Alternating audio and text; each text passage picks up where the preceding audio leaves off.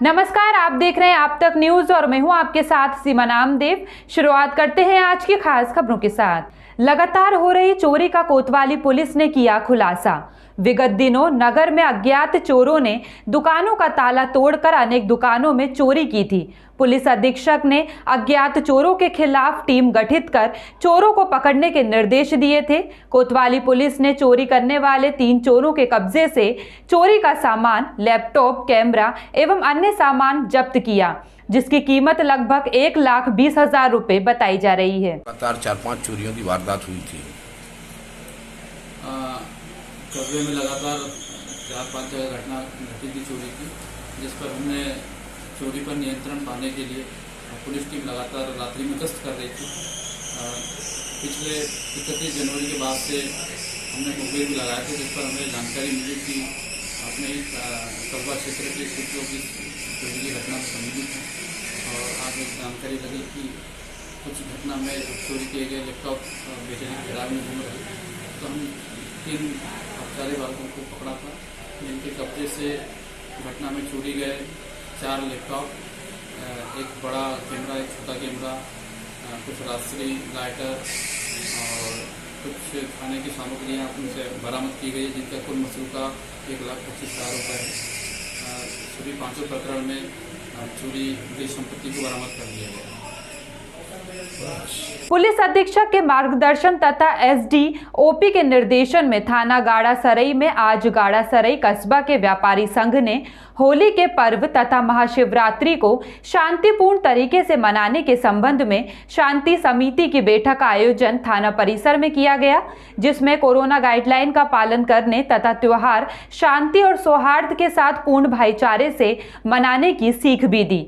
ये भी समझाइश दी कि बिजली के तारों के नीचे होली का दहन न करें। बैठक में व्यापारी संघ के सदस्य, तहसीलदार गाड़ा सराई, जीपी मेहरा, राजस्व निरीक्षक, थाना प्रभारी गाड़ा सराई, स्वाति शर्मा, एएसआई चतुर्वेदी, पटवारी योगेश बर्मन, भूपेंद्र सिंह तथा अन्य स्टाफ उपस्थित रहे। यूक्रेन में रह रहे प्रवासी राजस्थानी छात्र छात्राओं की सकुशल वापसी के लिए भाजपा प्रदेश अध्यक्ष डॉक्टर सतीश पुनिया ने विदेश मंत्री एस जयशंकर को पत्र लिखकर आग्रह किया है। डॉक्टर पुनिया ने विदेश मंत्री को पत्र में लिखा है कि यूक्रेन में बड़ी संख्या में राजस्थानी विद्यार्थी मेडिकल व अन्य संस्थानों में अध्ययनरत हैं। अभी वहां उत्पन्न हालातों के कारण विद्यार्थियों में आशंका का माहौल है। वे स्वयं को असुरक्षित महसूस कर रहे हैं। बता दें, पहले भी करवाई थी सकुशल वापसी। पुनिया ने कहा कि विगत कोरोना काल में भी मोदी सरकार ने वंदे भारत मिशन के अंतर्गत प्रवासी राजस्थानी विद्यार्थियों की हमारे आग्रह पर सकुशल वापसी करवाई थी। इसी तरह इस बार भी यूक्रेन में रह रहे प्रवासी राजस्थानी विद्यार्थियों की राजस्थान में सकुशल वापसी करवाएं। बता दें, राजस्थान के करीब 450 छात्रों के यूक्रेन में फंसे होने की पुष्टि हुई है। इनमें विभिन्न कॉलेजों में पढ़ रहे छात्र, व्यवसायी और अन्य पेशेवर लोग शामिल हैं। गहलोत सरकार इस मामले पर अब 2 मार्च को विधानसभा में अपना जवाब पेश करेगी। भाजपा विधायक पुष्पेंद्र और बिहारी लाल ने इस मसले को अलग अलग उठाते हुए राज्य सरकार की ओर से किए गए प्रयासों के बारे में जानना चाहा। हालांकि इस पर स्पीकर डॉक्टर सीपी जोशी ने हस्तक्षेप करते हुए इस विषय पर सरकार के जवाब के लिए 2 मार्च की व्यवस्था दे दी। हिंदूवादी संगठन के कार्यकर्ताओं ने गोमांस ले जाते एक युवक को रंगे हाथ पकड़ा। आरोपी युवक के पास 150 किलो गोमांस और एक एक्टिवा बगैर नंबर की बरामद की। पुलिस पर लगाया गोमांस तस्करी रोकने में विफल होने का आरोप। जिला प्रशासन से लेकर पुलिस के उच्च अधिकारियों तक ज्ञापन देने के बावजूद भी गो तस्करों के खिलाफ नहीं होती है कोई बड़ी कार्रवाई। हिंदूवादी संगठन के कार्यकर्ताओं द्वारा जगनेर रोड जाम किए जाने की सूचना पर थाना शाहगंज की भारी पुलिस फोर्स मौके पर पहुंची। आक्रोशित नारेबाजी कर रहे हिंदूवादी संगठन के लोगों को समझा बुझाकर सलमान नाम के आरोपी को पुलिस ने लिया अपने कब्जे में। पुलिस हिंदूवादी संगठन के कार्यकर्ताओं की तहरीर पर गोमांस तस्करी के आरोपियों के खिलाफ गंभीर धाराओं में मुकदमा दर्ज करने की तैयारी में। आरोपी युवक पूर्व में भी गोमांस तस्करी में जा चुका है जेल। सच में आज यहाँ जो जिस तरीके से गौ तस्कर पकड़े गए हैं और पिछले समय से भी लगातार ये कार्रवाई चल रही है, आज किन किन लोगों को पकड़ा, क्या क्या चीज़ें पकड़ी गई? देखिए, आगरा एक बहुत बड़ी मंडी है। गौ तस्करी के रूप में लगातार ज्ञापन के माध्यम से एसएसपी डीएम को हम लोग बता चुके हैं, लेकिन उसके बाद भी कोई कार्रवाई नहीं है। पता नहीं क्या प्रशासन चाहता है। आचार संहिता और धारा 144 केवल एक आम आदमी पर लागू है, इन गौ कसों पर कोई धारा 144 और आचार संहिता लागू नहीं है। आज सुबह हमारे कार्यकर्ताओं को सूचना मिली, वहाँ से सरहदी से इसका लगातार पीछा किया और ये यहाँ पर कुछ लोगों के यहाँ मांस को पहुँचाने जा रहा था, जहाँ पर मौके पर हमने इसको पकड़ लिया है। और लगातार इंस्पेक्टर के कहने पर, थाना सागर इंस्पेक्टर ये कहते हैं ये काम नगर निगम का है, नगर निगम कहती है काम प्रशासन का है, प्रशासन कहता है जिलाधिकारी का है, जिलाधिकारी कहता है एसएसपी का है। आखिर ये गाय कब तक कटती रहेगी इन लोगों के सीमा विवाद और आपसी विवादों के चक्कर में? हम लोग प्रशासन से मांग कर रहे हैं कि चौकी इंचार्ज यहाँ पर संभालने में बिल्कुल सक्षम नहीं है। लगातार इससे 10-15 दिन पहले भी हमने उसको सूचना दी थी, गौकस पकड़ के दिया था, उस पर भी इन लोगों ने कोई कार्रवाई नहीं करी।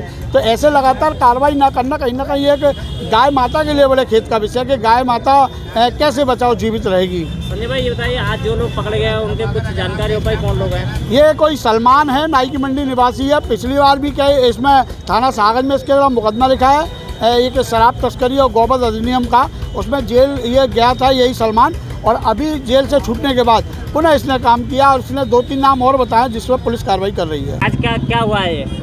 देखिएगा, आज ये कोई नया नहीं हुआ है। इतिहास के चर्चों में रहा है कि सराय ख्वाजा जैसे क्षेत्र में गौमांस हमेशा से बिकता है और गौ माताओं की निर्वक्त रूप से हत्या करते गए। लेकिन हम कई बार यहाँ के थाना प्रभारी और कप्तान साहब, डीएम साहब कई लोगों को ज्ञापन दे दिए, लेकिन ज्ञापन को केवल डस्टबिन में जगह दी गई, उन्होंने कोई कार्रवाई नहीं की। और वही आज हमने 2 बोरों में गौमांस और एक अपराधी को पकड़ा है, जो अपराधी पूर्व में भी जेल जा चुका है। इसका जो जीजा है मुझ पर जानलेवा हमला के उसमें भी गिरफ्तार हुआ है और इनका पुश्तैनी कार्य है। और इसमें महिलाएं भी इन्वॉल्व हैं, जो अपनी गाड़ियों को अपने नाम से लेकर इन लोगों को देती हैं और उस पर कार्य करवाती हैं। अगर यहाँ के प्रशासन द्वारा और शासन द्वारा ठोस कार्रवाई नहीं की गई तो यहाँ का एक हिंदुवादी उग्र आंदोलन करने को बाध्य होगा, जिससे अगर शहर की शांति फिजा खराब होती है, इसकी समस्त जिम्मेदारी यहाँ के थाना प्रभारी, कप्तान साहब, डीएम साहब की होगी। उत्तर प्रदेश में छिड़े सियासी संग्राम में राजनीतिक दलों ने अपने सूरमाओं को मैदान में उतार दिया है। 7 मार्च को आखिरी चरण में के मतदान के बाद 10 मार्च को मतगणना होनी है, लेकिन सभी बड़े राजनीतिक दल अपनी अपनी सरकार बनने के दावे पेश कर रही है।